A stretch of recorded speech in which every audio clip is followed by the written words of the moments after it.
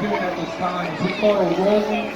These guys must move in order to be able to put out a fire. There's a lot of different things that go on, including getting the hose point correctly, making sure that the manpower's ready to go, masked up.